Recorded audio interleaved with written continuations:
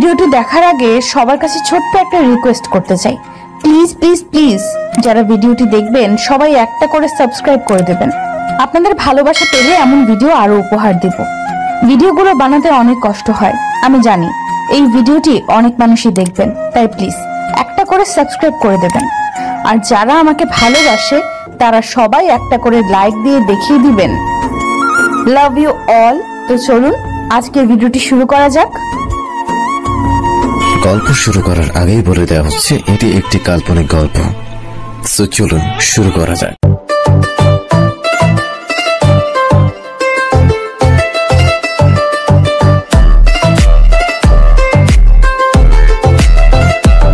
আর একটা দিন শুধু জ্বালায়, এবার একে জাস্ট এর বাপের কাছে তুলে দিতে পারলেই বাঁচি।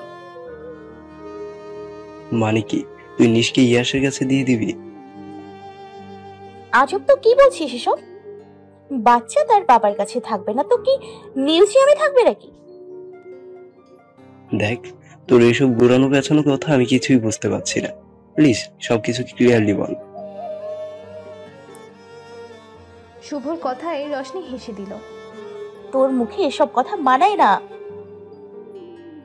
রশনি কিছুক্ষণ চুপ থেকে আবারও বলল, এই তুই আমার ফেভারিট কাজিন? তুই আমার ফেভারিট কাজিন? তুই না আমাকে আমার থেকেও ভালো চিনিস, তাহলে এখন কি হলো? রশনি এবার একটু নেখু কণ্ঠে বলল, শুভ, তুই তো তোর বোনকে চিনিস তাই না? ও কেমন, যেটা নিজের সেটাকে কিভাবে নিজের করে রাখতে হয় তা আমার খুব ভালো করেই জানা আছে। এতদিন চুপ করেছিলাম ইয়াসের জন্য, কিন্তু আজ সব ফোনে মোহিতের কাছে সব সত্যটা জানার পর আবারও ইয়াসের জন্যই। মোহিতের কাছে রশনি নেহার করা সব কুকর্ম আর মিথ্যা কথা জানতে পেরেছে, আরও এই 1.5 বছরে যা যা হয়েছে সব। মানে আবারও আগে সেই সাইকোগিরি? রশনি কিছু বলল না, জাস্ট বাঁকা হাসলো। ও নো। বেশি মাথা কাটাস না, শুধু দেখতে থাক আগে কি হয়। বলে নিশকে নিয়ে বেডের দিকে পা বাড়ালো। এবার তাণ্ডব হবে। শুভও নিজের রুমে চলে গেল। এঙ্গেজমেন্টের দিন ইয়াশ নেহা দুজনের সামনেই রিং রাখা হয়েছে, কিন্তু ইয়াশ প্রচণ্ড ঘামছে, হাত কাঁপছে, অন্য কাউকে তার জীবনের সঙ্গী করতে যাচ্ছে ভেবেও বুকটা ফেটে আর্তনাদ বেরিয়ে আসছে। এঙ্গেজমেন্টের দিন ইয়াশ নেহা দুজনের সামনেই রিং রাখা হয়েছে, কিন্তু ইয়াশ প্রচণ্ড ঘামছে, হাত কাঁপছে, অন্য কাউকে তার জীবনের সঙ্গী করতে যাচ্ছে ভেবেও বুকটা ফেটে আর্তনাদ বেরিয়ে আসছে। কি হলো বাবা, রিংটা পরিয়ে দাও। ইয়াশ কাপা কাপা হাতে রিং বক্স থেকে আংটিটা নিল। এভাবেই একদিন রশনিকে আংটি পরিয়ে দিয়েছিল, এমন হাজারটা মুহূর্ত চোখের সামনে আসছে। ইয়াশ যেই না নেহাকে আংটি পরিয়ে দেবে তখনই কোথা থেকে যেন গানের শব্দ ভেসে আসছে কানে। ক্রমশ শব্দটা বেড়েই চলেছে। সবাই দূর থেকে দেখতে পেল একটা কালো রঙের গাড়ি আসছে, যার ওপরি অংশ খোলা।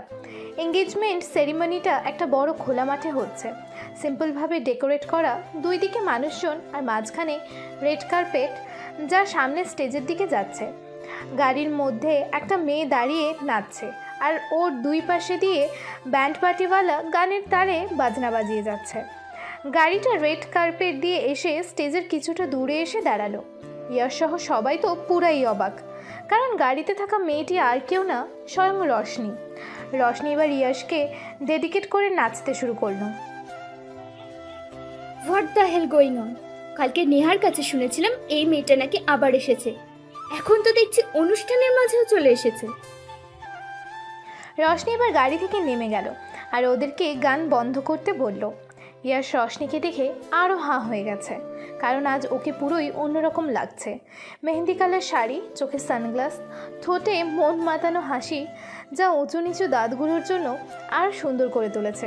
চোখের সেই তীক্ষ্ণতা যা ইয়াশকে গ্রাস করছে, সব মিলিয়ে ইয়াশকে পাগল করার জন্য যথেষ্ট। ইয়াশের ধ্যানে নিজের ডান হাত ঢুকিয়ে রশনি বলল, আরে আপনারা সবাই তো বড়ই আজব, বউকে ছাড়াই সেরেমনি শুরু করে দিয়েছেন। আচ্ছা ব্যাপার না, দাঁড়ান আমি আসছি। বলেই ফুরুত করে স্টেজে উঠে পড়ল। আর নেহাকে কিছুটা ধাক্কা দেওয়ার মতো করে সরিয়ে ইয়াসের পাশে এসে দাঁড়ায়। এরপর নিজের হাতটা ইয়াসের দিকে এগিয়ে দিয়ে বলল, এই নাও জামাই, রিংটা পরিয়ে দাও। রশনি, কি হচ্ছে এসব? রশনিও ফিসফিস করে বলল, সবকিছু রিপিট হচ্ছে।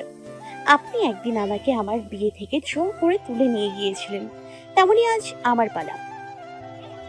কি বলতে চাইছো তুমি? আমাকে তুলে নিয়ে যাবে সেই ক্ষমতা আছে তো তোমার? রশনি কিছু বলল না, জাস্ট একটা টেডি স্মাইল দিল। তারপর আবার জোর গলায় বলা শুরু করলো,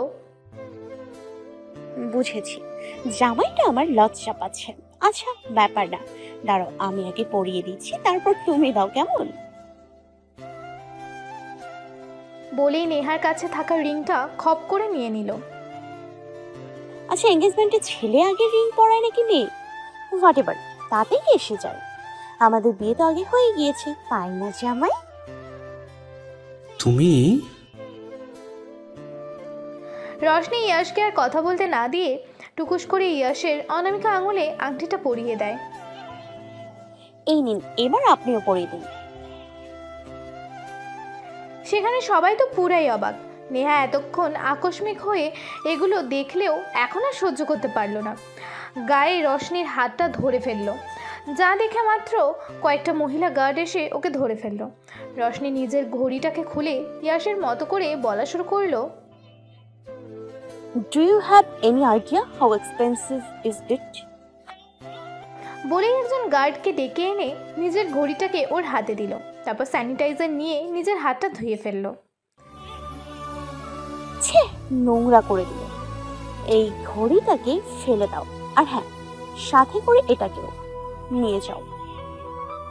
গার্ডকে বলল। রশনির কথায় ওরা নেহাকে সেখান থেকে টানতে টানতে নিয়ে গেল। সবকিছু ইয়াস আর রশনির বিয়ের দিনের মতোই হচ্ছে। এই মেয়ে, এগুলো হচ্ছেটা কি? কোথায় নিয়ে গেল ওরা ওকে? আরে শাশুড়ি আম্মু, এই বয়সে এত রাগ করে স্বাস্থ্যের জন্য হানিকারক, তাই প্লিজ বেশি রাগ করবেন না। ইউ বাবা, রশনির ডাকে ইয়ানাফ আহমেদ এসে অনিমা বেগমকে জোর করে সেখান থেকে নিয়ে গেলেন। সেখানের লোকগুলো হ্যাবলার মতো ওদের দিকে তাকিয়ে আছে। একজন তো বলেই ফেলল, এগুলো কিসব হচ্ছে? দাওয়াত পেলাম একজনের এঙ্গেজমেন্টের, এসে দেখে হচ্ছে অন্যজনের। আরে কাকিমা, ওর বউ বাচ্চা থাকতে ওর অন্য কারোর সাথে বিয়ে করতে দেবে, তা ভাবেন কেমনে? মানে? মানেটা কিছুই না, জাস্ট ও আমার জামাই আর অন্য ওর বউ।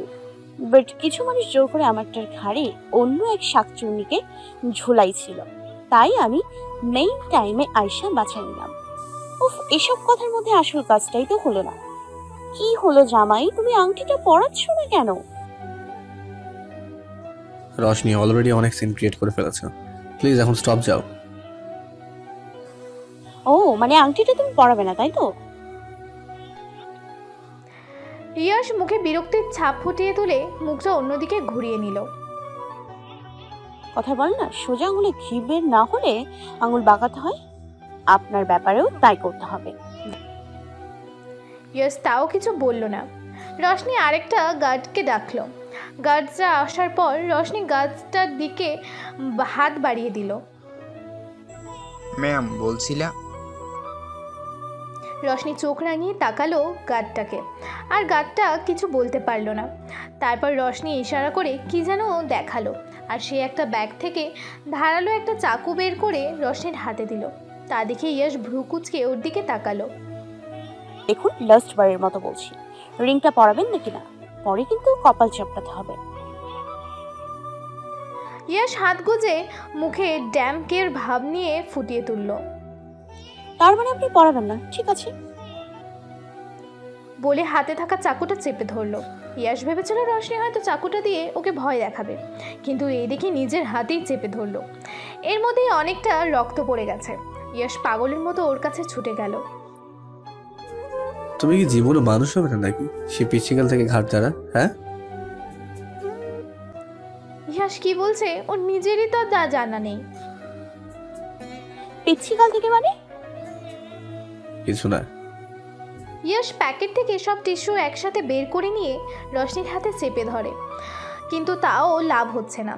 তা দেখে ইয়াশ রশনিকে কোলে তুলে নিয়ে গাড়িতে বসিয়ে দেওয়ার জন্য নিয়ে যায়, কিন্তু সেখানে রশনির কিছু গাছরা এসে বাধা দেয়।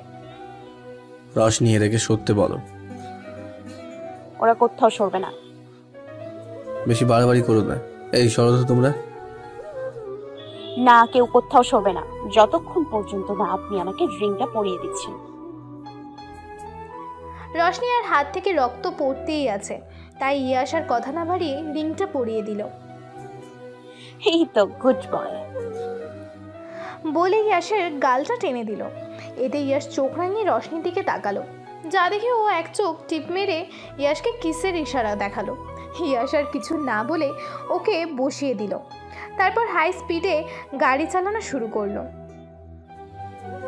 দেখো, যতক্ষণ না আমরা হসপিটালে পৌঁছাচ্ছি ততক্ষণ তুমি এই রুমালটা দিয়ে হাতটা চেপে রাখো। না, ভাল লাগে না। কি ভালো লাগে না? ইটস ভাল লাগে না, নট ভাল লাগে না। ভালো লাগা বলতে যে কাজ করে না, ভালো লাগে না। এসব আজাইরা কথা বাদ দাও আর হাতটা চেপে ধরে রাখো। কিছুক্ষণের মাঝে ওরা হসপিটালে এসে পৌঁছায়। রশনির হাতে ব্যান্ডেজ করে দেওয়া হয়েছে। ইয়াস তাও ওর হাতটা ঘুরিয়ে ফিরিয়ে দেখছে সব ঠিক আছে কিনা। এত ভালোবাসার পরেও কিভাবে ভুল বুঝেন? আচমকা রশনির এমন প্রশ্নে ইয়াস কিছুটা অপ্রস্তুত হয়ে পড়ে। ভুল কোথায় বুঝলাম? যেটা সত্যি শুধু সেটাই বলেছি। রশনি এক ঝটকায় ইয়াসের কাছ থেকে নিজের হাতটা ছাড়িয়ে নিল। এই 1-1.5 বছরে আমি এতই বড় হয়ে গেছি যে আপনার আমার নামটাও মনে নেই। মানে আমার হেড নেমো যে খান, আপনি এটা কিভাবে ভুলে যেতে পারেন? প্লিজ ক্লিয়ারলি বলো, কি বলতে চাইছো কি তুমি? মানে শুভ আমার চাচাতো ভাই, সো সেই সুবাদে ওর আর আমার নামের টাইটেল সেম হয় স্বাভাবিক। আর এটা ধরে আপনি ভেবে ফেলেছেন আমি নাকি ওর স্ত্রী? বাহ! মানে ওর সাথে তোমার বিয়ে হয়নি? আপনি নাকি এত বিজনেসম্যান? তাহলে আজ আপনার বুদ্ধি কোথায় লোপ পেল? আর ওর সাথে যদি আমার বিয়ে হতো তাহলে আমি আপনার সাথে আজ কি করতে আসতাম? আর ও অলরেডি ম্যারিড। রশনির বিয়ে হয়নি শুনে মনে মনে ইয়াশ অনেক খুশি হলেও এখন একটা ব্যাপার নিয়ে ক্ষোভ আছে। তাহলে আমার জীবনে 2টা বছর নষ্ট কেন করলে? কেন সেদিন আমাকে রেখে চলে গিয়েছিলে বলো?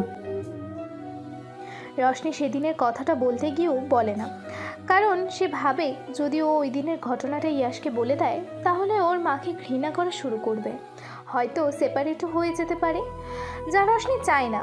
অনিমা ওই দিন যা করেছে তা যে কোনো মাই করতো, তাই রশনি চায় না যে অনিমার সাথে ইয়াশের সম্পর্কটা নষ্ট হোক। কি হলো বলছো না কেন? শুনুন, আমি না আপনাকে সবকিছুর কৈফিয়ত দিতে বাধ্য নই। আর সরুন তো সামনে থেকে, আমার খুব টায়ার্ড লাগছে, আমি বাসায় যাব। বলেই ইয়াশের গাড়ির দিকে এগিয়ে যেতে শুরু করলো। ও হ্যালো, যেতে হলে যেতে দাও, আবার গাড়ি দিয়ে কেন যাচ্ছ? যাবো যখন একই জায়গায়, তাহলে আলাদাভাবে যাওয়ার কি দরকার? মানে? আমি অনেকক্ষণ ধরে দেখছি আপনি মানে করেই চলেছেন। সব যদি আমি বুঝিয়ে দিই তাহলে আপনি কি করবেন? আচ্ছা আমি বলছি, মানেটা খুব সিম্পল। আমি এখন আমার শ্বশুর বাড়ি যাচ্ছি, যেখানে আপনিও থাকেন, তাই যাব যখন একই জায়গায়, তাহলে আলাদাভাবে কেন? ওয়েট, তুমি এখন আমার বাড়িতে যাবে, তা আবার আমার গাড়িতে করেই? ইয়াপ। দেখো, আমি কিন্তু বাড়াবাড়ি সহ্য করতে পারছি না। আরে আজব তো, মেয়েরা বিয়ের পর তাদের শ্বশুর বাড়ি যাবে না তো আর কোথায় যাবে? শুনো, আমি তোমাকে আমার সাথে করে কোথাও নিয়ে যাচ্ছি না। আমার সাথে বাঙালি আর ফল একটু আগেই ভুগে এসছেন, এখন আবারও সেম কাজ করতে যাচ্ছেন। ইয়াশ কিছু না বলে চলে যেতে নাই, তখনই পেছন থেকে রশনির কান্নার আওয়াজ পায়। ইয়াশ পেছনে তাকিয়ে দেখে রশনি রাস্তার মাঝে বসে কাঁদছে। ততক্ষণে সেখানে বেশ ভিড় জমে গেছে। তারপর এবার উঠে ইয়াশের দিকে আঙুল তুলে বলতে শুরু করলো, ভালো করে দেখুন এই লোকটাকে, হ্যাঁ হ্যাঁ এই লোকটাকে, যাকে নিজের প্রাণের থেকেও বেশি ভালোবেসেছিলাম, যাকে নিজের কলিজাটা কেটে খাইয়ে দিয়েছি, কিন্তু এই লোকটা এত ভালোবাসার পরেও বলে কলিজায় নাকি লবণ কম ছিল। একটা মহিলা এসে রশনিকে বলল, কি হয়েছে মা তোমার? কি করেছে এই লোকটা? কি করেছে জিজ্ঞেস করবেন না প্লিজ, তাহলে আপনার সাথে সাথে আপনার পাশে থাকা বিড়ালটাও খেতে দেবে। না, তুমি বলো কি হয়েছে। আচ্ছা তো রিকোয়েস্ট করছেন যখন বললেই ফেলি। রশনি, পাবলিক প্লেসে সব কি করছো? দেখুন এই লোকটা এখন আমাকে ধমকাচ্ছে। এই আপনি চুপ করুন তো, ওকে বলতে দিন। হ্যাঁ তুমি বলো। হ্যাঁ, আমাদের বিয়ের 2 বছর পর আমাকে ধোকা দিয়ে এই লোকটা অন্য একটা মেয়েকে বিয়ে করতে যাচ্ছিল। আমি বাধা দেওয়াতে আমাকে বেধম মারলো আর এখন এখানে ফেলে চলে যাচ্ছিল। ওর কথা শুনে একটা লোক এগিয়ে এসে বলল, তোদের মতো কিছু ছেলেদের জন্যই আমাদের পুরুষ জাতিটাকে লজ্জিত হতে হয়। প্লিজ আপনারা ওকে কিছু বলবেন না, ও যাই করে থাকুক না কেন, আমি তো ওকে ভালোবাসি। ইস, মেয়েটা কত ভালো, এত কিছুর পরও ছেলেটাকে কিছু বলছে না। এমন অনেকে অনেক কথাই বলতে শুরু করলো। ইয়াশ আর সহ্য করতে পারল না, রেগে বলল, জাস্ট শাট আপ এভরিওয়ান। ইয়াশের চিৎকারে সবাই যেন কেঁপে উঠল, কিন্তু রশনি কোনো রিয়্যাক্ট করলো না, যেন ও জানতো এমনটাই হবে। ইয়াশ এবার চোখ রাঙিয়ে রশনির দিকে তাকালো। অনেক ড্রামা হয়ে গেছে, বা চলো। বলেই এসে রশনিকে কোলে তুলে নিয়ে গাড়িতে বসিয়ে দিল। সারা রাস্তায় রশনি বকবক করে ইয়াশের মাথাটা জাস্ট খেয়ে ফেলছে। ইয়াশ খুব ভালো করেই বুঝতে পারছে যে ওর লাইফটা পুরো তেজপাতা হতে যাচ্ছে। বাসায় পৌঁছে ডোরবেল বাজানোর সাথে সাথে একজন সার্ভেন্ট এসে গেটটা খুলে দিল। বাড়িতে এখন পুরো ঠান্ডা পরিবেশ, মানে সবাই যেটাকে সান্নাটা বলে আর কি। অনিমা বেগম মাথায় এক হাত রেখে পায়ের উপর পা তুলে বসে আছেন। ইয়ানাফ আহমেদও সোফার অন্য কর্নারে 2 হাতের ওপরে থুতনি রেখে বসে আছেন। রাফি ওর মার সামনে দাঁড়িয়ে। ইয়াশ বুঝতে পারছে এটা তুফান আসার আগের শান্তি। তখন ওপর থেকে নিশা কাঁদতে কাঁদতে ছুটে আসলো। ইয়াশ বুঝতে পারছে এটা তুফান আসার আগের শান্তি। তখন ওপর থেকে নিশা কাঁদতে কাঁদতে ছুটে আসলো। মা, নেহা কিছুতেই দরজা খুলছে না। আমার তো খুবই ভয় করছে, যদি উল্টো পাল্টা কিছু করে ফেলে তখন। বলেই আবার কাঁদতে শুরু করলো। অনিমা বেগম আর চুপ থাকতে পারলেন না, চিৎকার করে বলা শুরু করলেন, দেখতে পাচ্ছ তোমার জন্য একটা মেয়ের কি অবস্থা হতে চলেছে? আরে যখন এঙ্গেজমেন্ট করবেই না তখন মেয়েটাকে শুধু শুধু কেন স্বপ্ন দেখালে? তোমার কি ক্ষমতা ছিল না এই মেয়েটার বিরুদ্ধে গিয়ে নেহাকে বিয়ে করার? ইয়াশ কিছু বলল না, শুধু মাথা নিচু করে দাঁড়িয়ে আছে। আর এই যে আপনি, লজ্জা নেই না? একটুও লজ্জা নেই? আমিও কাকে আর কি জিজ্ঞাসা করছি। লজ্জা থাকলে তো আর এই বাড়িতে দাঁড়িয়ে থাকতে পারতো না। এত অপমানের পরও আবার মুখ উঠিয়ে এ বাড়িতে এসে হাজির। একবার আমার ছেলেকে মেরে শান্তি হয়নি যে আবার চলে এসেছো? ও ওইবার তো পুরোপুরি ভাবে শেষ করতে পারোনি, তাই আবার এসেছো আমার ছেলেটাকে একদম শেষ করে দিতে, তাই না? অনেক হয়েছে, বের হও এবার, বের হও আমার বাড়ি থেকে। রশনির কোনো হেলদোল দেখতে না পেয়ে অনিমা বেগম রশনিকে থাপ্পড় মারতে যায়, কিন্তু তার আগেই ইয়াশ হাতটা ধরে ফেলে। আচ্ছা মা, ও তো আমাকে মেরেছে তাই না? কিন্তু আমার তো তাদের কোনো ক্ষোভ নেই। যেখানে আমারই কোনো ক্ষোভ নেই সেখানে প্রতি তুমি এমন করছো কেন? আমি জানি তুমি আমাকে নিয়ে অনেক কনসার্ন, কিন্তু আমি যে ওর হাতে একবার না 1000 বার মরতে রাজি আছি। আর আরেকটা কথা, আমি বুঝতে পারছি না তুমি ওকে এই বাড়ি থেকে কিভাবে বের হতে বলো। আমাদের এখনো ডিভোর্স হয়নি, she is still my wife. তুমি এই মেয়েটার জন্য আমার সাথে গলা উঁচু করে কথা বলছো? আমার সেই বাংলা সিনেমার জল্লাদ শাশুড়িদের মতো সেম ডায়লগ। ইয়ানাফের কথায় অনিমা বেগম তার উপর অগ্নি দৃষ্টি নিক্ষেপ করলেন। ইয়ানাফ চুপ হয়ে গেল। ইয়াশার কিছু না বলে রশনিকে টেনে উপরে নিজের রুমে নিয়ে আসলো। এতদিন পর সেই আপন রুমটা দেখে মনে যেমন আনন্দ হচ্ছে, তেমনি কেমন যেন একটা পেইনও ফিল হচ্ছে। পুরানো স্মৃতিগুলো চোখের সামনে আসছে। রশনি সব কিছুতে হাত বুলিয়ে দেখছে।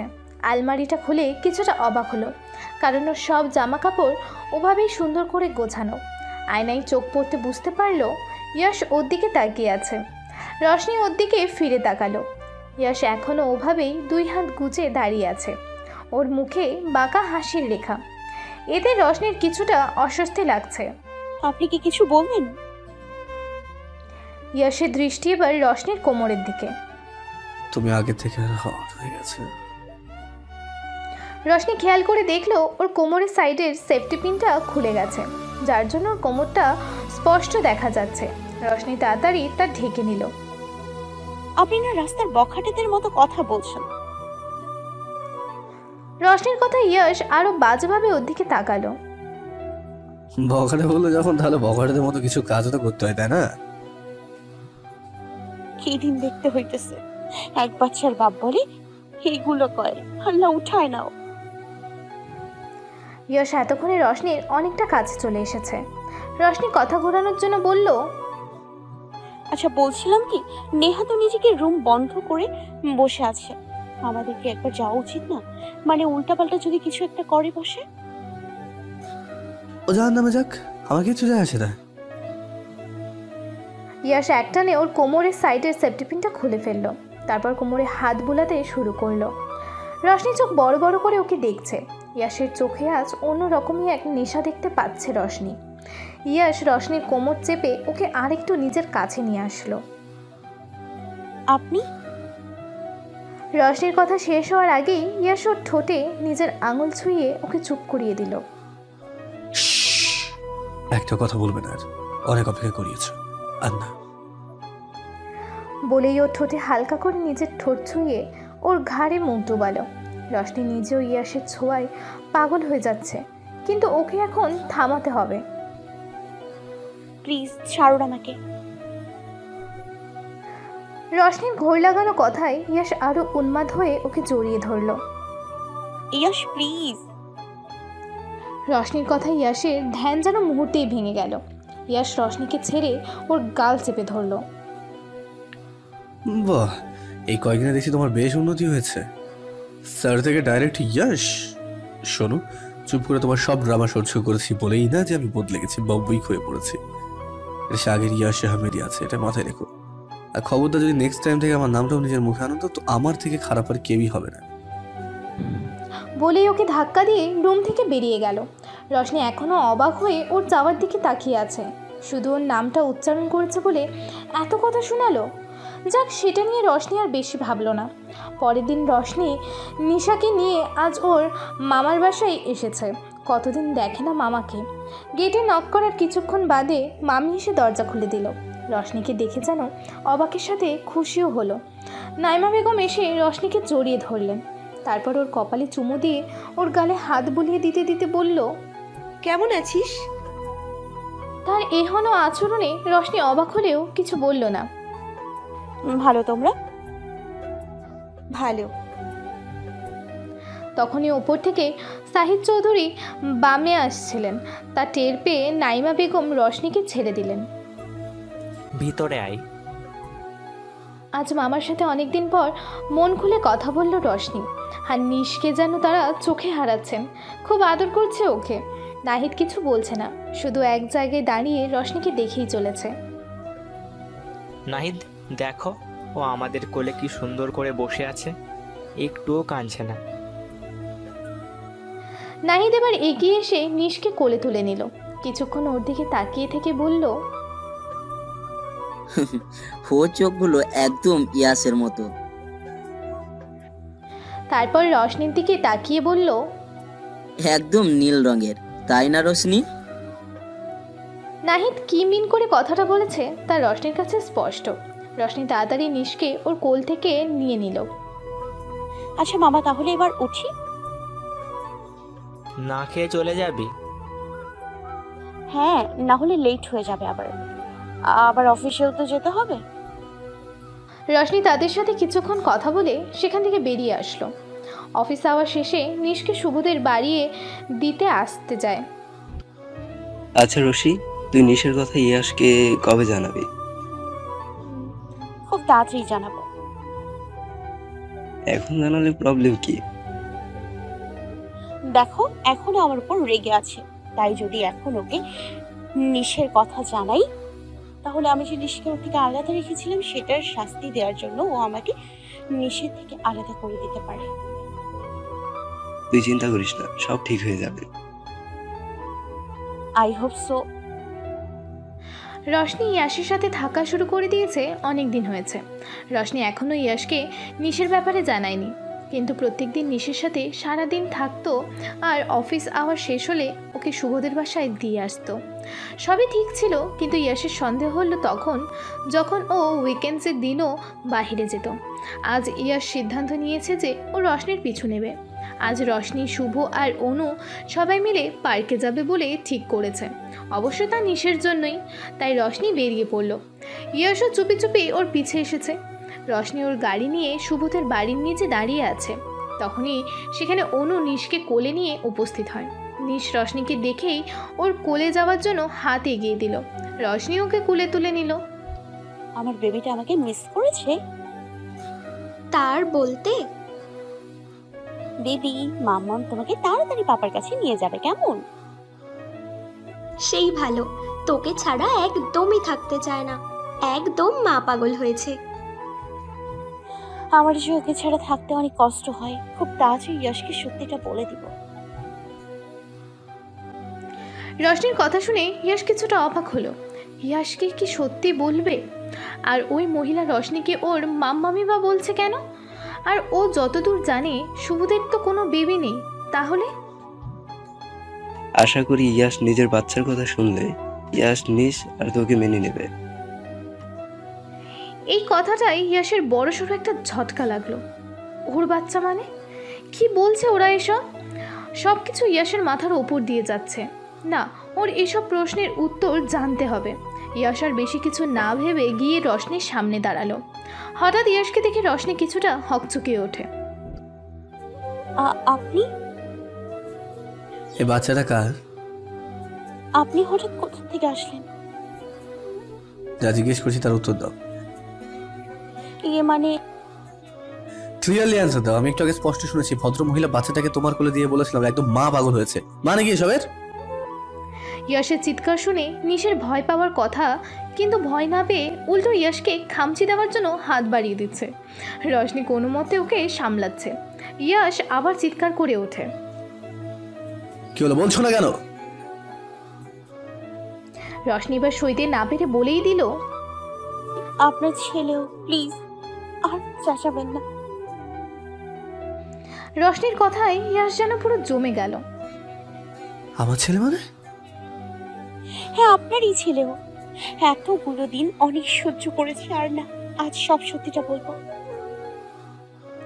তারপর রশনি নেহার করা সব দুষ্কর্ম ইয়াশকে বলে।